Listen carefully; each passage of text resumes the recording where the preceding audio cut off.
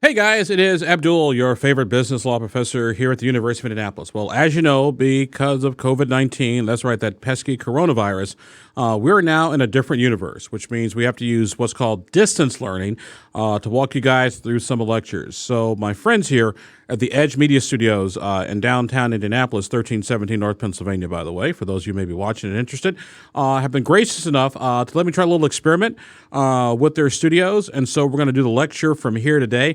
Mostly me talking, mostly PowerPoint. But the good thing is that this is going to be recorded and put up on YouTube. And so if you have trouble with something you don't understand, you can go back and listen to what I said. But please note, although this is an online lecture, there's no substitute for asking questions. So if we come across a concept that you don't quite understand, make a note of it, email me, give me a call, and we will walk you through it because it's really important that I want you guys to understand exactly what we will be doing today when it comes to our lectures going forward. Now, today we are going to be talking about, and I'm going to bring up my little screen here right behind me, we're going to be talking about the Uniform Commercial Code. And we can go ahead, Jacob, and zoom that in real quick here. By the way, Jacob is our really cool, awesome technical guy working behind the scenes to make sure that you get all of this information. So today we're going to be talking about the UCC, Abdul's Guide to the Uniform Commercial Code. And now I know exactly what you're thinking. Is this over yet? No, it's not over yet. We still got a little ways to go. No, you're probably thinking and asking, what exactly is the Uniform Commercial Code? And so, Jacob, we can just basically leave these slides up as we go forward. So make it a little bit easier for the class to follow along. What is the Uniform Commercial Code, otherwise known as what is the UCC? Which, by the way, there's an old joke in there called "I'm down with UCC." Yeah, you know me. For some of you Gen X, some of you Gen Ys, ask your parents exactly what that means. They'll find the joke to be much more funny. Well, the Uniform Commercial Code, the UCC, is basically, it's what it says up there on the screen. It's a comprehensive set of laws governing all commercial transactions in the United States. It is not a federal law, but a uniform adopted state law, which basically what that means is every state has a Uniform Commercial Code, and that is what they use for the interstate transaction of business. Because fundamentally, we know what we want. We want businesses to be able to trade and sell goods as freely and with as little regulation as humanly possible. And the Uniform Commercial Code helps us do that. Indiana has one, Illinois has one, Missouri has one, and they're all pretty much the exact same thing. Now, with that said, because it's been universally adopted, as we just mentioned, businesses can enter into contracts with confidence, knowing that everything is going to be enforced no matter where they go. So if I've got a product here in Illinois, or Indiana, I sell it in Michigan or California or Florida, we know that the courts are going to treat it the same way, provided people meet certain criteria and certain circumstances. And what does this allow people to do? Of course, allow businesses and relationships to grow and to thrive. And that's why the Uniform Commercial Code has been called the backbone of American commerce. Now, with the impact of the coronavirus, we're in a little bit of a weird place right now, but these rules still apply. That's why it's important that we know them. So one thing you might be thinking, hey, Abdul, are these kind of like contracts? Well, they are, they're not, but we'll get to that in just a moment. The origins, though, actually go all the way back to ancient Greece, because what would happen is, let's say you had somebody leaving Greece to send goods to Alexandria, which was in Egypt, and something happened along the way. Well, whose law applies? Is it the Greek law? Is it the Egyptian law? Is it Istanbul was once Constantinople law? Well, the Uniform Commercial Code, or the old merchant law, basically said, hey, we're all merchants. Here's what we agree to do. And so everything was pretty much exactly the same. So when goods sent or received, no matter what country you were in, you did not have to worry about a thing. And so later on, this became the Merchant Code, which covered things like sales, payment, insurance. And then the United States, I want to say back in the 1800s, developed its own commercial laws, which later turned into the UCC. Now, the UCC actually, if you actually read it, which I don't see why you would unless you had trouble staying awake at night, there are 7 articles, and each article goes to different things. Article 1 are sort of the general provisions, what exactly is there. 2 goes to sale of goods, which we'll be talking about today. Negotiable instruments, Article 3, we'll get to probably in about 3 weeks. 4 goes to bank deposits, 5 letters of credit, 6 bulk transfers, 7 warehouses, receipts, bills of lading, titles, 8 investment securities, and 9 secure transactions which, by the way, we'll also be talking about down the road as well. But for purposes of our discussion today, our focus for the most part is going to be on Article 2. And remember, this is what's extremely important. And just I say this over and over again because it's kind of important over and over again. The purpose of the Uniform Commercial Code is to simplify, clarify, and modernize the law governing commercial transactions. Because what we want is free flow of transactions between merchants and commercial guys with as little government interference as humanly possible. Now, it's important to realize, too, that as we talk about the UCC, it only applies to what are called goods. And what's a good? Well, how do we find out? Guess what? We go to the code, and it tells us a good is defined as an item that is movable and not money or an investment security. So, Jake, if I get you to come back to the big screen for just a moment here. So, when we talk about what exactly a good is, my cell phone that I have right here in my hand, this is a good because it is movable. This bottled water is a good. It is movable. These headphones here in the studio, these are goods because it's movable. This building, it is good, but it is not a good because guess what? Building, not movable. But all the stuff on this table, the laptops, the microphones, even the desk, that's movable. So therefore, in the Uniform Commercial Code, that is a good. Now, we go back to our big screen here, if we could, Jacob. There we go. Like I said, watches, comic books, iPods, yes. Land, houses, buildings, no. But Abdul, what about a mobile home? Well, actually, mobile homes are treated as property under Indiana, if my memory serves me correctly, so they would not be considered to be a good. But your watches, comic books, iPods, all other stuff, yes, it does. The UCC, with that said, though, does not apply to services or money or securities. Those are covered by regular contract law. So the stuff we talked about before we went on break and had to change how we teach class, all the lectures on contracts, those would have been basically what we were chatting about. Now, the tricky part, though, is what happens if you have a contract that's parts good and parts services. How do we determine whether common law applies? And by the way, that's what the CL stands for. Common law, regular contract law, or the UCC. Well, easy. We just look at the contract and see which is it more about. Is it more about goods or more about services being provided? If it's more goods and services, then the UCC applies. More services, then we go back to just good old-fashioned contract law. Now, once again, more of our definitions here. Goods are defined as all things, including specifically manufactured things, that are movable at the time of the contract sale. That's under Section 2-105-1. Now, when we break down that definition a little bit more, say the subject must be movable. In other words, it can be carried from one place to another. It must be tangible, which means you can touch it and hold it in your hand. Services and intangible interests like stocks, bonds, and bank accounts do not apply. All these things, ladies and gentlemen, like I just said before, they go to contract law, which was defined under common law. Another definition, the UCC only applies to merchants. It does not apply to regular people. Well, what does that mean? Well, under our definition there, Article 1, Section 203, all parties who defines a merchant, Section 2104, got a little mix up there in my PowerPoint. A merchant is somebody who regularly deals in the goods involved in the transaction, by occupation, presents himself as having knowledge or skill specialized in a transaction, or employs an agent who holds out herself or himself as having a particular knowledge or skill about the goods involved. So if I have, say, two guys or gals in the IT universe, and I talk about parts for computers, they would be considered merchants because that's what they specialize in. But if the IT guy is just selling to a regular person on the street, like, say, your brother-in-law, they are not merchants, so therefore that transaction would not be covered by the UCC. It would be covered by regular contract law. So remember, so far, for the UCC to apply, it's got to be talking about goods, that are movable, transferable, and not an investment security, and our parties have to be merchants. So if this were to show up, say, like on a test somewhere, what you need to remember is that look for, who are our parties? Are they merchants? Are they regular people? Or a mix of both?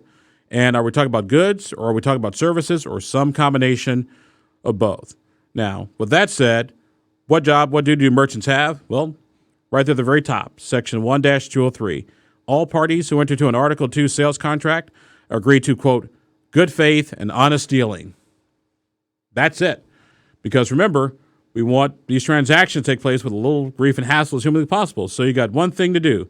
It's called don't be a jerk, period. Now, when we talk about sales, because remember, once again, sales are what applies here. A sale is defined under Section 2-106(1), which says sale occurs when there's a passing of the title from a seller to the buyer for a price, period. That's a sale. Now, if a person's got to have legal title to it, remember, you can't have legal title to stolen goods. No title, no transfer. And by the way, Article 2 does not apply to leases, only to the sales. Because remember, like we talked about in property, under a lease, title doesn't transfer. Under a sale, it does. And when we talk about that title, we have to figure out also who holds the title. And how do we do that? Well, Section 2-401. A, the goods exist. They've been identified. If you have both, you can transfer title. Now, when does title actually go from one party to another? Well, it depends. In some instances, it depends on when the shipment arrives at port, the buyer's warehouse, the seller's warehouse, or when it reaches the halfway point. It depends on when the buyer and seller basically agree, when this stuff is taking place. And if there's a disagreement, because, sometimes there are other disagreement, our Uniform Commercial Code, it has a provision, when title passes. And and usually under Section 2-401, when the title passes, when the seller completes all of his obligations regarding the delivery of goods, or when the seller delivers title documents. So if you're unsure when title is transferred, you can look at one of those two instances, and that'll tell us what we need to know. By the way, stolen goods, no title, because you didn't have the legal right to possess them in the first place. And if you guys could just see the look on Jacob's face, our technical guy right now, he is just enthralled and fascinated by the conversation that is taking place here. How he is managing to stay awake right now, or is totally, completely beyond me. But we got to give Jacob a big round of applause. He's holding a big thing of Red Bull and like a vaccination needle. So I think that's what he's got going on. Yeah, just a little something to break up the monotony. Now, as you all know, we're talking about sales and contracts. So how do we form a sales contract under the Uniform Commercial Code? Well, we look at the old system. Well, before, it used to be under common law, we needed those 5 things: offer, acceptance, consideration, consent, and legality. And if we didn't have one, we didn't have anything. Under the Uniform Commercial Code, really all we need is just offer and acceptance. That's it. I agree to sell you something, you agree to buy it. All right, we got a deal. That's it. Now, in most cases, it's a little bit more involved than that. But sometimes merchants do leave out certain items, so it's necessary to kind of fill in the gap if a contract is silent on a particular issue. So how does all this work? Well, the first thing, let's talk about intent to actually form a contract. Remember, under common law, under the old system, a contract could not be formed unless the offer was clearly accepted or and the intent was clearly communicated. Under the Uniform Commercial Code, Section 2-204, basically any manner to show an agreement. So you pay an invoice, bam, guess what? You've got a deal. Now, on occasion, though, we do get a little bit of confusion. For example, that indefinite offer. So let's say we're missing some things. Well, remember, under the old common law, under contracts, you had to have the price, we had delivery, we had to have payment terms. If it was indefinite, the contract didn't fly through.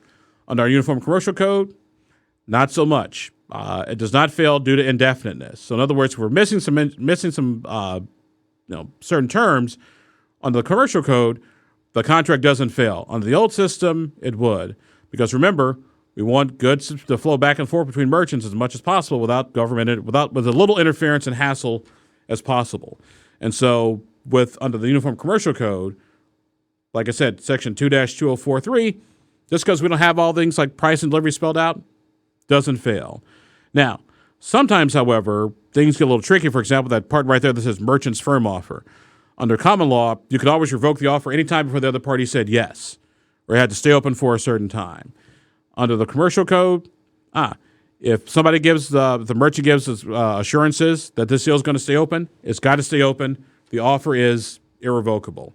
And usually that's about 3 months and some change. So, like I said, You got to have an offer. You got to have acceptance. And under common law, remember, acceptance always had to be the mirror image. So, hey, Abdul, I want to sell you my iPod for $2,000. I say yes.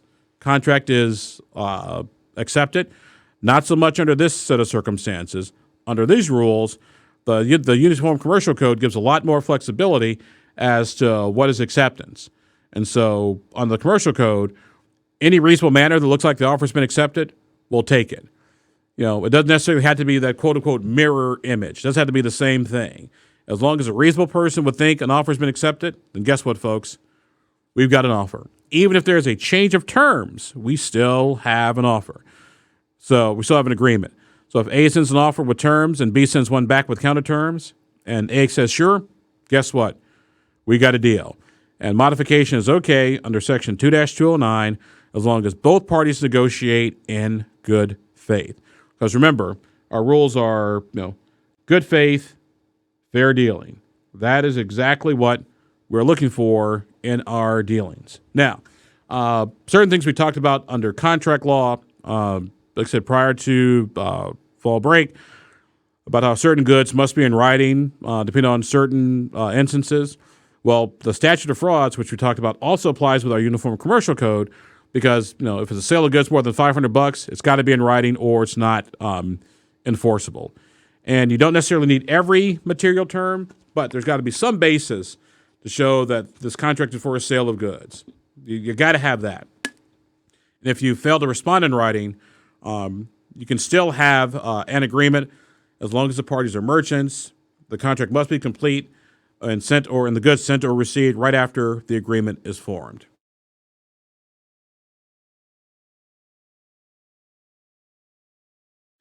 And by the way, folks, as we go through this, remember, if something doesn't make sense or you seem a little bit unclear, then be sure to shoot me an email or give me a call.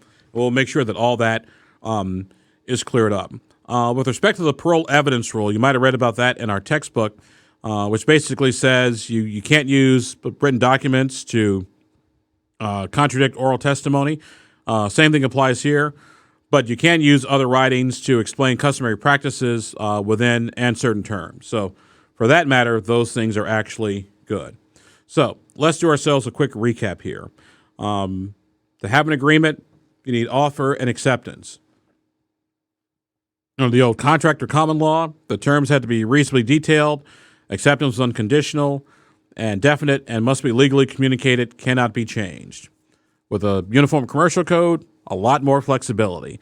As long as A and B intend to enter into an agreement, there is an agreement.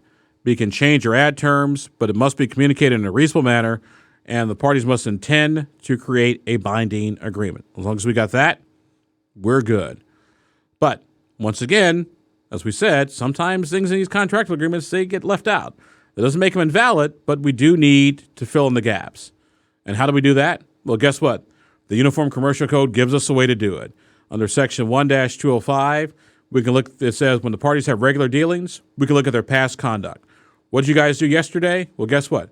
That's what you're going to do tomorrow. And bam, we're done. Also, we can look at what happens in in that trade or in that particular industry. Because when we look at that, that's also a way to help us out to determine, what terms should be filled in or how they should be filled in. If the price is unclear, we can look at Section 2-305 to figure out a reasonable price, not necessarily fair market value, but we can look at determine what a reasonable price is. We look at past dealings, look at other benchmarks, and what was the intent of the parties at the time of the transaction. So if I was going to sell Jacob, our cool technical guy, this magic pen, I was going to sell it to him for $10,000. As long as that was the intent at the time, he would buy this pen for $10,000. Now, I can assure you, if he bought this pen for $10,000, he'd be my next roommate because his wife would be making him sleep on my couch after he bought the magic pen for $10,000. Just throwing that out there. But it's not just quantity. It's not just price that's an issue. It's also quantity. Let's pull up the big screen here. Usually in a contract, guess what? A specific quantity must be noted. Well, not necessarily under our Uniform Commercial Code, because sometimes we have, what are called requirement contracts and output contracts. A requirement contract, I'll sell you all you need. Output contract, I'll buy as much as you can produce.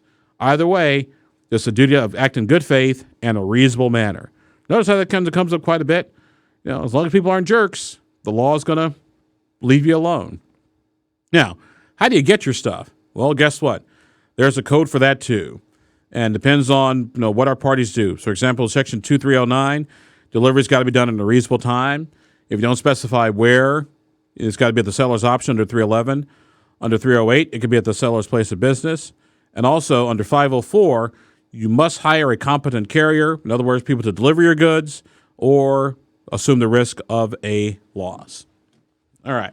Now, let's talk about performance and obligations, because once you have the contract, it's time for you to meet your obligations and perform this stuff. But if things don't go right, once again, our Uniform Commercial Code gives us a way to fix it. If you are the seller, you have certain rights and obligations, and what we're going to try to do is walk through what the seller's rights are and what the buyer's rights are. So if you're the seller, guess what? You have a duty to transform and deliver the conforming goods to the buyer. Duh, I know. Somebody actually had to write this down, but yeah, you got to do that. You also got to take into account the manner of attendance, the timeliness of delivery, the place where these goods are going to be tendered, and the quality of what you're delivering as well. Now, under common law, you used to have what's called the perfect tender rule. In other words, everything must comply to the terms of the agreement. Under the Uniform Commercial Code, Section 2-601, if the goods or tender fail to conform with the contract, the buyer has several remedies at his or her disposal. They can reject everything, they can accept everything, accept what works, and reject what doesn't work. But even so, under 2508, we have to give the seller a right to cure. In other words, if he sold us some stuff that doesn't work, we got to give him the right to fix it. Provided the seller's performance time hasn't expired, the seller notifies the buyer in a timely manner of their intent to fix whatever the defect is, and the seller properly repairs or replaces the defective goods within the time allowed to allow for performance. So if Jacob orders for me 12,000 iPads, that have 50 megabytes of space, I only get him 11.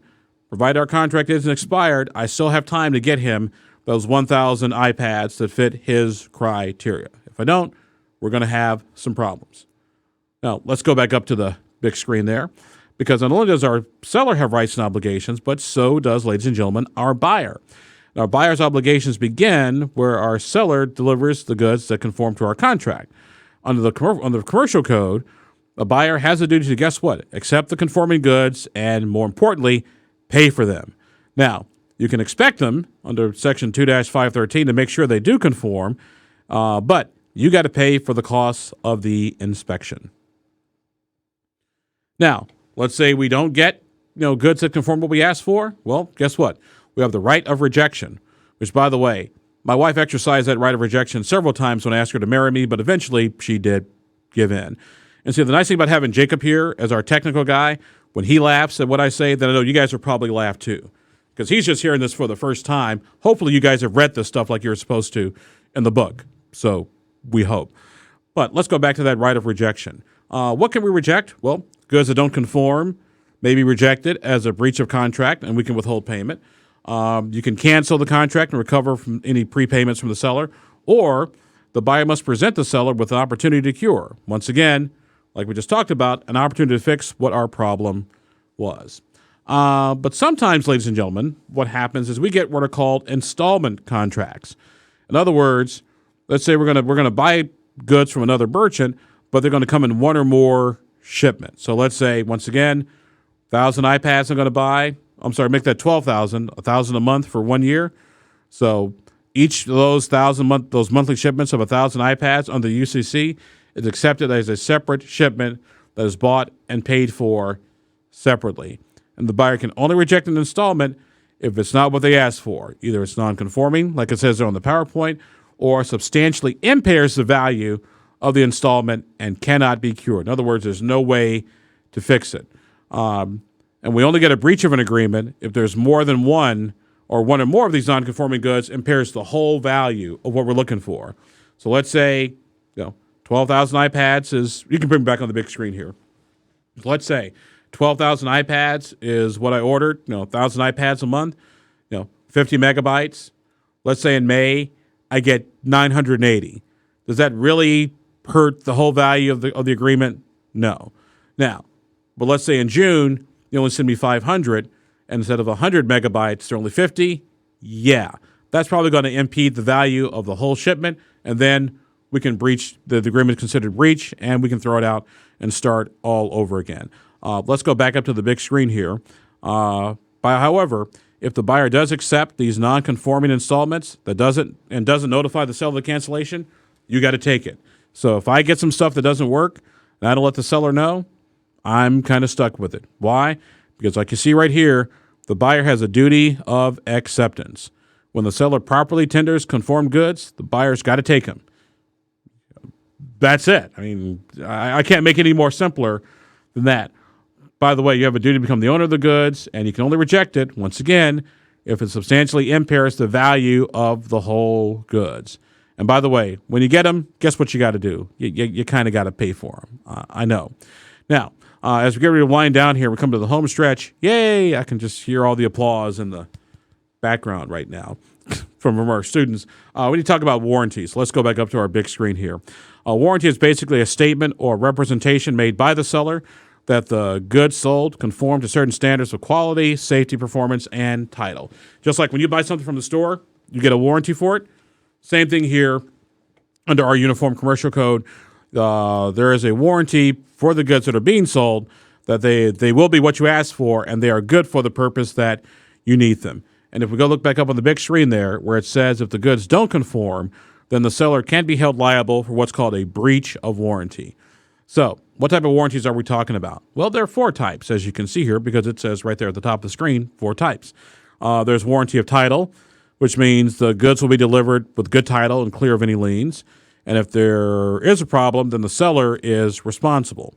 For example, you can see right there, the seller is responsible if caught selling stolen goods. You get to go to court.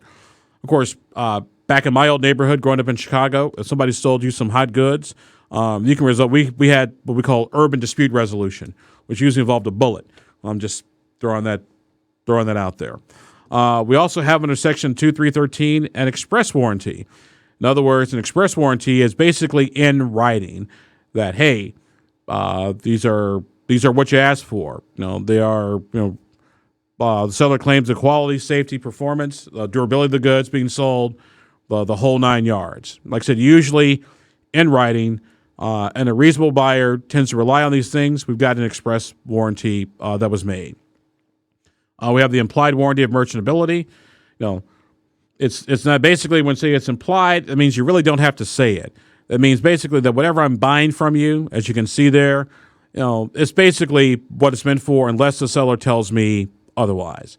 And then we have fitness for a particular purpose, which basically means these goods that I'm buying are specifically for a purpose that I need. So as an attorney, there's certain law books that I need to do my law practice. And so if I were to buy my law books, there's a fitness for a particular purpose that these law books are good for what they are intended for. And then sometimes we get these things. They're called warranty disclaimers. FYI, they don't get you off the hook automatically. Like I said, it's like if you were, let's say we're in the business of gym equipment, and you put up a warranty disclaimer that says, hey, if your gym buys this equipment, we can't guarantee you that it's going to work when you get it. No, not so much. So let's say we had a problem. There was a breach of our goods. What do? Well, we got what we call our remedies and our damages. And the remedy is always for the party that didn't breach the deal.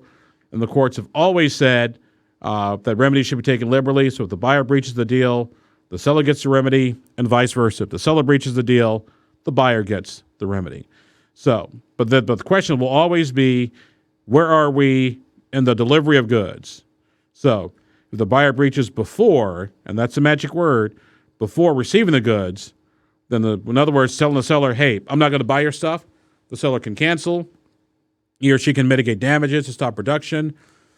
They can withhold or stop delivery. They can resell the goods in a commercially reasonable manner, or they can sue the buyer to recover the price of anything that was lost. But if the buyer breaches after the goods are sold, in other words, they don't pay, then the seller can sue to recover the purchase price, or if the buyer wrongfully rejects the goods, the seller can reclaim them. Then they get the same remedy as if the buyer had rejected the goods before the purchase. And if the seller don't reclaim the goods, they can sue to recover damages. Now, once again, like we said, if the buyer breaches the deal, the seller gets a remedy. Well, it's just the opposite. In this case, if the seller breaches the deal, then the buyer gets the remedy. For example, if the seller says, "Hey, I'm not going to, sell this stuff to you," the buyer can cancel the contract, get the goods from another supplier. They can sue to recover any advance payments. Now, if the seller doesn't deliver, they can cancel the contract, get the goods from another supplier, and also sue for damages. And if the seller delivers what we call non-conforming goods, the buyer can recancel, get goods from another supplier. See how this all kind of repeats itself? Because if it looks like it, that's because it is. The seller can sue for damages or reject the goods to recover any advance payments. Now, please note, if the seller delivers what are called non-conforming goods, the buyer has two choices. You can reject them, we've just talked about, or you can keep them. And if you keep them, you can deduct the damage prices from the cost of goods, sue the seller for damages, or sue for breach of warranty. And when we talk about those damages, ladies and gentlemen, we're almost done here. Yay!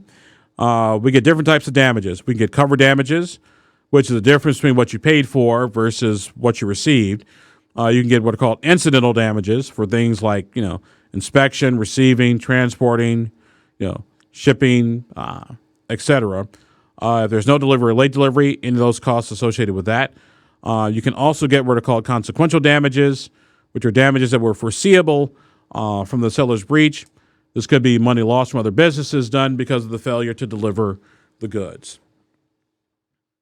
Oh, wow, look. That's our thing up there. Imagine that. So that, ladies and gentlemen, in 32 minutes or less, is Abdul's quick guide to the Uniform Commercial Code. Now, please note, this lecture is in conjunction with you having read the material that is in the textbook.